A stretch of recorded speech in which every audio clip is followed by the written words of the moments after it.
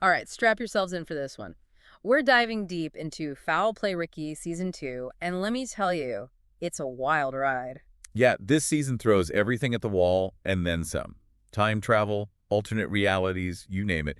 It's like the writers took every genre trope imaginable and threw it into a blender.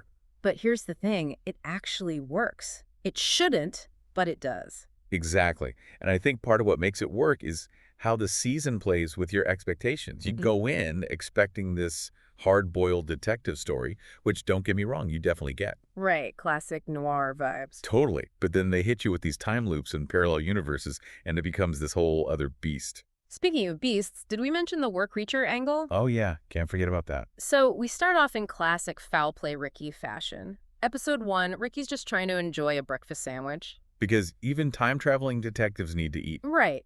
But before he can even take a bite, he gets caught in this crazy shootout. And not just any shootout, a shootout between time travelers. Talk about a rough start to your day. Seriously. But this isn't just some random encounter, right? It introduces us to the Ravens, this mysterious organization that seems to be pulling a lot of strings behind the scenes. They're like the puppet masters of time itself. And then there's the whole time loop thing. Like, we find out this inventor, who gives Ricky the special watch, is stuck reliving the same week over and over again. And he believes that by helping Ricky, he can break free from the loop. Which, talk about pressure, right? No pressure, Ricky. Just save this guy from eternal repetition. But it makes you think, doesn't it? What would it be like to relive the same week forever? Would you try to change things, or would you embrace the routine? And what if even the smallest change could have ripple effects throughout history? That's the butterfly effect in action, and Foul Play Ricky isn't afraid to explore those implications. No kidding. And just when you think you're starting to wrap your head around all of that, Season 2 throws another curveball. Actually, make that 2 curveballs, because in a very meta twist, we get 2 versions of the same episode. You're talking about the 1971 episodes, right? Where they basically tell the same story but frame it through these completely different political lenses. Exactly. One for a more liberal audience, one for a more conservative audience. Same events, but the way they're presented, the way they're spun, Yeah. it's like night and day. Such a clever way to highlight how our own biases shape our perception of reality. Like, even when presented with the same facts, we tend to interpret them through the lens of our own worldview. And it makes you question everything you thought you knew, right? It's like, whoa, maybe there's no such thing as objective truth after all. Exactly. It's all about perspective. Yeah. And Foul Play Ricky forces you to confront that head on. It's uncomfortable, but it's also incredibly thought-provoking. Totally agree. So we've got time travel, secret societies, and a healthy dose of existential dread. What more could you possibly ask for in a podcast? Well, how about a good old-fashioned family curse? Oh yeah, almost forgot about that little detail. Turns out Ricky's family history is a bit more complicated than he initially realized. To put it mildly, episode 21 throws down a major bombshell with the reveal of the Barone family curse. And it's a doozy. It's not just your average curse, either. This one involves a certain legendary creature that's been the subject of countless myths and legends. And now it's tangled up with Ricky's destiny. Talk about a lot to process, and just when you think this season can't get any weirder, it does. I mean, we've got time travel, war creatures, secret societies, and then they throw this whole other curveball at us. You're talking about episode 19, right? Where the podcast itself becomes part of the story. Exactly. It's like they just hit this meta level that I wasn't expecting. Suddenly, Ricky's dealing with budget cuts and arguing with his producers about sound effects. It's hilarious, but it also makes you think, right? Oh, absolutely. Like, even in this world of time travel and the impossible, you can't escape the realities of production. It's a reminder that behind every great story, there are real people working hard to bring it to life. And sometimes those real people have to make tough choices because of, well, budget constraints. Which honestly makes the whole thing even funnier. Like, here's Ricky trying to save the world from time-traveling chaos, but he also needs to make sure his expense reports are filed on time. It's classic Foul Play Ricky, though, isn't it? They're always subverting your expectations, always finding new ways to mess with the formula. But then they hit you with this other twist that's so out there, so ridiculous, that it somehow circles back around to being brilliant. You're talking about the Spice World VHS tape, aren't you? I am. Because, of course, a VHS tape of Spice World is the key to saving the space-time continuum. Why wouldn't it be? And you're sitting there listening to this and you're like, wait, what? But here's the thing. It works.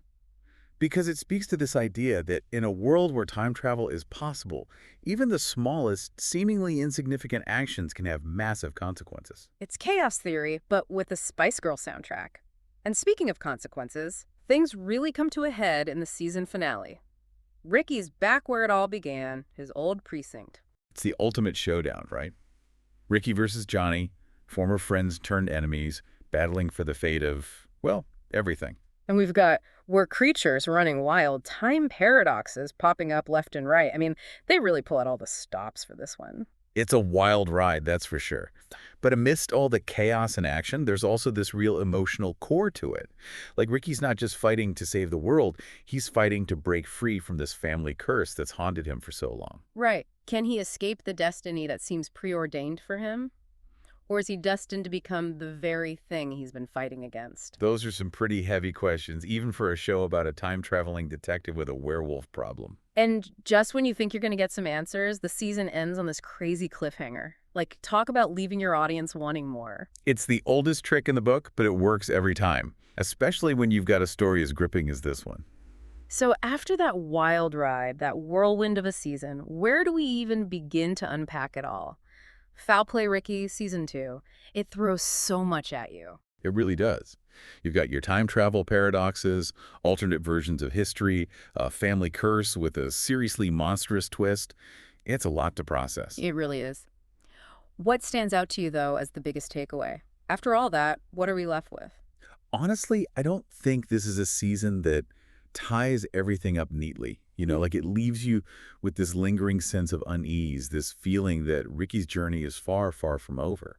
But for me, that's kind of what makes it so compelling. You know what I mean? Yeah, I get that. It's like we're always looking for those clear-cut answers, those resolutions, but life is messy. Exactly. And this season reflects that. It's like we crave those satisfying conclusions, but sometimes it's more about the journey, those unresolved questions that keep us thinking. It's true. Take the idea of destiny versus free will, for example. That seems to be a big theme throughout the season. On the one hand, Ricky's wrestling with this family curse, this predetermined path. Right, like he's trapped by his ancestry, destined to become this creature. Exactly. But then on the other hand, he's constantly making choices, right? Taking actions that disrupt that expected narrative. Yeah, he's trying to break free from that mold, forge his own path. Yeah.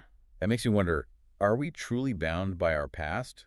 Or can we carve out our own destinies? And Foul Play Ricky, true to form, never really gives you a straight answer, does it? Never. And Yeah. that's what makes it so brilliant. It leaves that question open, invites you to ponder it, to come to your own conclusions. And I think that's where the magic of storytelling really comes in. I agree, because it's not about being spoon-fed answers, right? It's about sparking those aha moments, those shifts in perspective that stay with you long after the episode's over. 100%.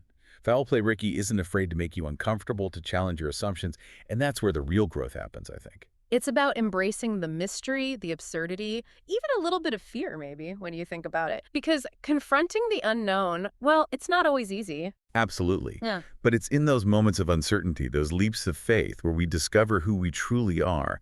And just like Ricky facing off against those time-traveling anomalies, those shape-shifting creatures, we're all navigating our own versions of the unknown, I right? think you're right. We all have our own challenges, our own battles to fight. We do. And this season reminds us that it's okay to laugh at the absurdity of it all. Embrace the chaos, expect the unexpected, and hey, never underestimate the power of a good Spice Girls soundtrack. Well said. So, to wrap things up, if you're looking for a podcast that will challenge your perceptions, take you on a wild ride through time and reality, and maybe even make you question everything you thought you knew. The Foul Play Ricky Season 2 is waiting. Dive in head first. Trust me, it's an experience you won't soon forget. This is The Deep Dive, signing off. Until next time, keep exploring, keep questioning, and remember, the truth is out there. Sometimes you just have to look in the most unexpected places to find it.